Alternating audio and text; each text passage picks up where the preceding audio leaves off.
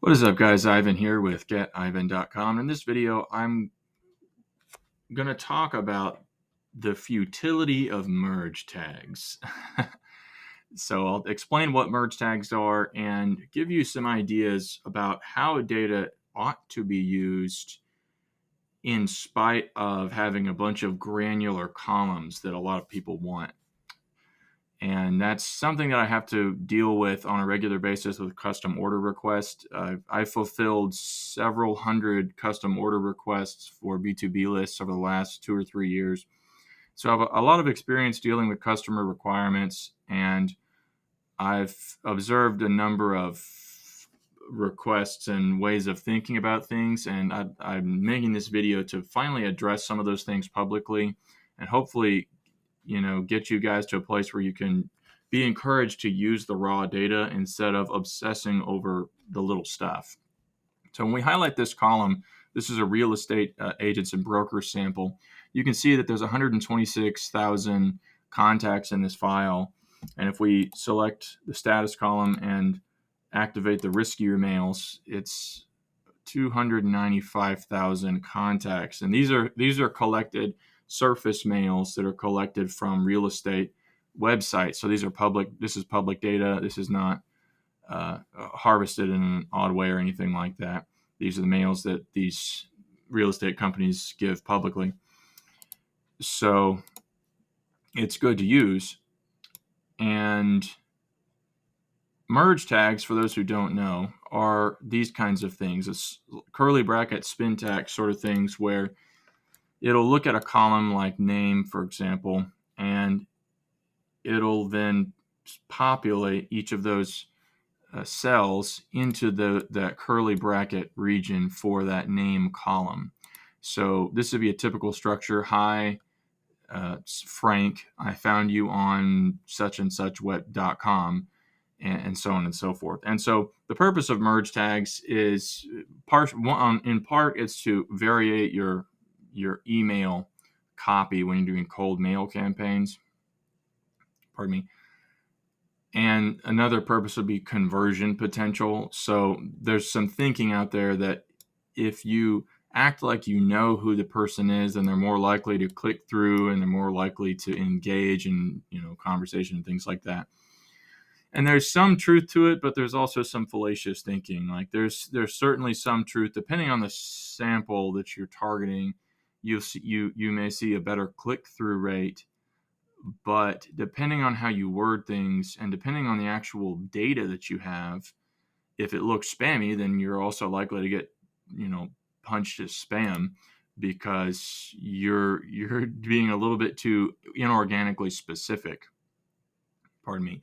And I, for one, am one of these people that I see 100% of the time. I see this from a distance and hit this as spam. I probably 90% of the time, I don't even have to open the mail because I can see inorganic structuring in the subject line. I can see it in the body preview.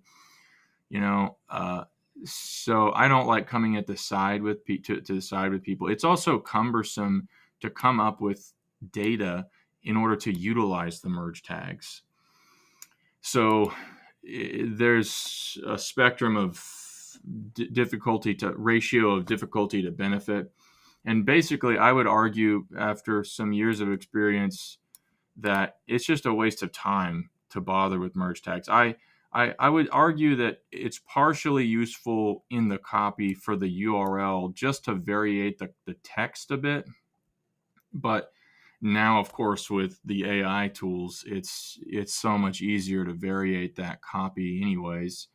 So that would be another part of it where the merge, you could basically do it in bulk and then just bulk insert the copy using merge tags. So it's not that the technology is useless. It's useful. It's pretty awesome, really.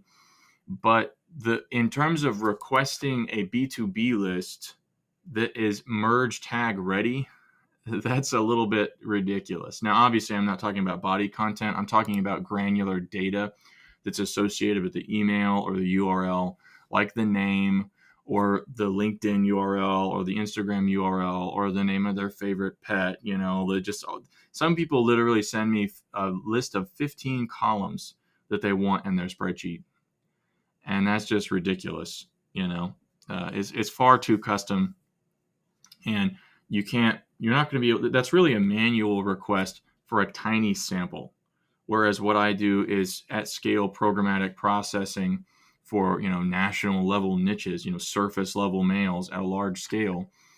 So there's a big difference. And so some of these B2B, I recently started getting a little bit more active in Twitter, or trying to, and it's painful because a lot of the guys who are active on there are these entrepreneurs who sell high ticket sales systems, and they talk about the power of cold email.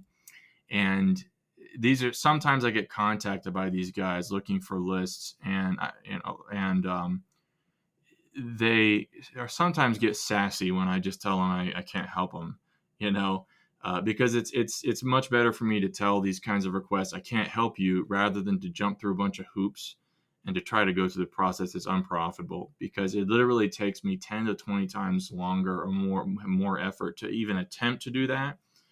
And for some reason, a lot of folks don't seem to get that this data is pulled from web pages. Web pages are not neatly ordered like spreadsheets. They don't have merge tags that organize, here's a person's name and their email and all these things. And I get guys who, in the past, I've had guys who said like, well, I went to this URL and it had their name there. It's like, okay, that's fine.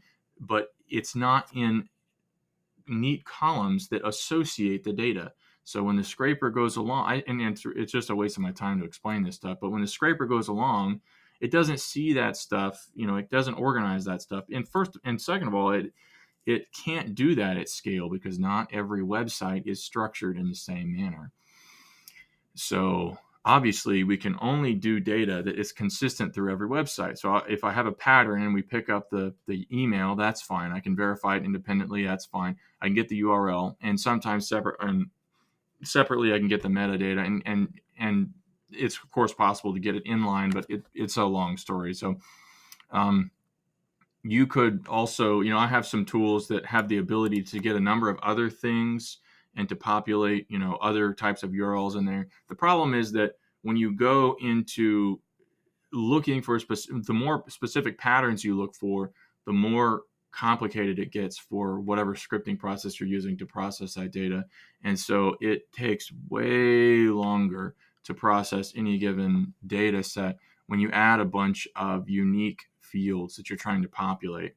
So it's much more efficient to just get the basics. It's really fast comparatively when you're trying to get the basics, especially when you're processing millions of URLs at a time. Anyways, I'm sorry I'm getting into the weeds for some of you, but there's an attitude like the data is useless if I don't have the first name. Okay, and it's like I've seen guys say, if I'll take 1,000,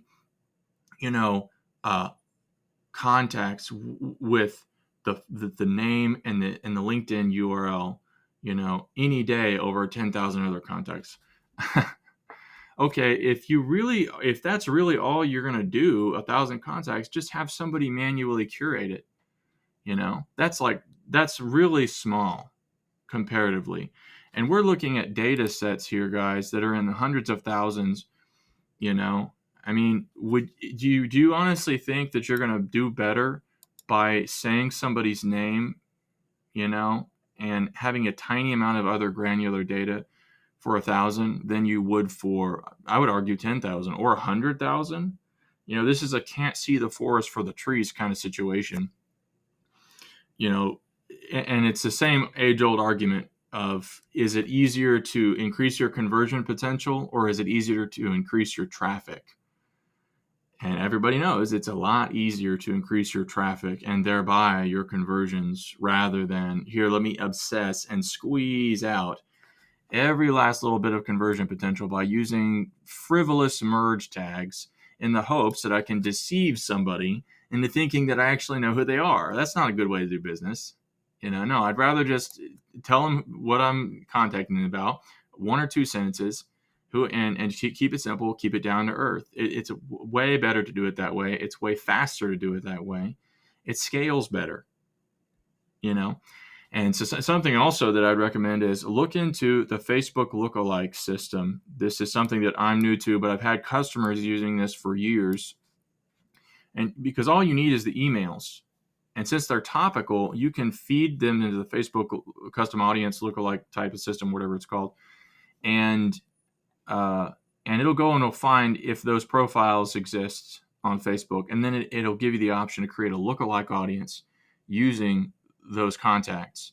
And so in the test that I did not too long ago, I was able to do that with like 2 million lookalikes, and the results were literally, I did 1 day of testing, and the results were 50% of the people that clicked through engaged on the ad, which I was blown away by.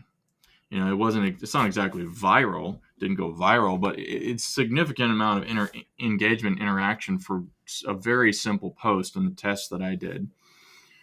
And so just think about, what if you could do this, you know, with your B2B ads, bring them into a form fill, have them fill out those merge tags, and then you can follow up with them in a cold email sequence that is transactional.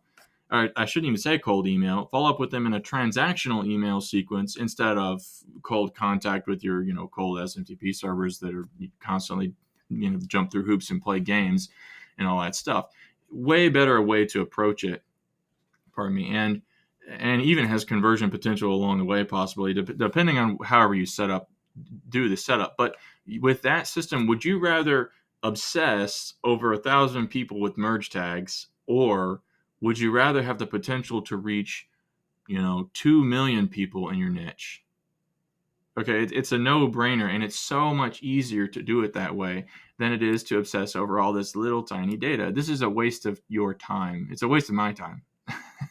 I don't mess with it.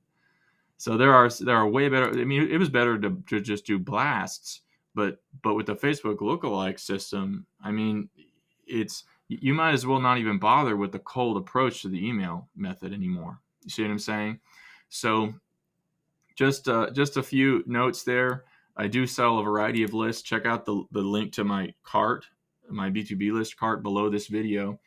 And if there's something missing, just shoot me a message on my site, and I can run an order. If depending on what you need, you know, I typically charge $125 per custom order, and then the folders that I sell are basically 3 lists, so they're $375, and I include a coupon.